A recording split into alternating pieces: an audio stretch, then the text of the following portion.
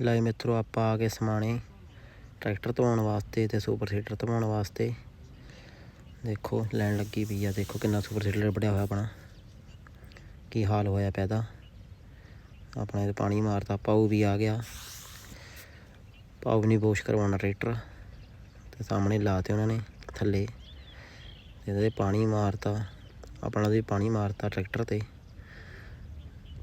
ਹੁਣ ਉਸ ਤੋਂ ਬਾਅਦ ਲੀਰ ਲੂਰ ਫੇਰਨਗੇ। ਪਾਊ ਦੇਖ ਕਿਵੇਂ ਸੁੱਤਾ ਪਿਆ ਜੀ। ਦੇਖੋ ਜਿਵੇਂ ਰਾਤ ਸਾਰੀ ਰਾਤ ਸੁੱਤਾ ਨਹੀਂ ਹੁੰਦਾ।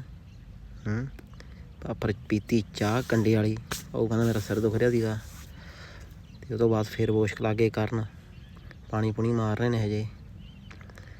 ਦੇਖੋ ਭਾਊ ਵਾਲਾ ਉੱਧਰ ਪਾਣੀ ਮਾਰ ਕੇ ਖੜਾਤਾ। ਨੰਨੂ ਬੁਲਾਇਆ ਆਪਾਂ ਨੇ। ਭਾਊ ਦਾ ਸਿਰ ਦਰਦ ਕਰ ਰਿਹਾ ਸੀਗਾ ਅਤੇ ਸਪੈਸ਼ਲ ਨੰਨੂ ਆਪਦੇ ਮੋਟਰਸਾਈਕਲ 'ਤੇ ਆਇਆ ਗਾ। ਨੰਨੂ ਦੇਖ ਰਿਹਾ ਗਾ ਵੀ ਆਪਣਾ ਵਾਸ਼ ਕਰਿਆ ਕਿ ਨਹੀਂ ਕਰਿਆ ਟਰੈਕਟਰ।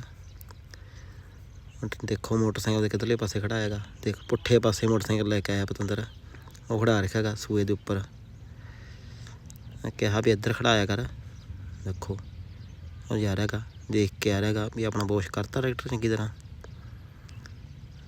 ਜਾ ਰਿਹਾ ਗਾ ਗੱਲਬਾਤ ਕਰਕੇ। ਉਹ ਦੇਖੋ ਉਹਦਾ ਚਲਾ ਗਿਆ ਭਾਊ ਅਤੇ ਆਪਣਾ ਇਹ ਰਹਿੰਦਾ ਕੰਮ।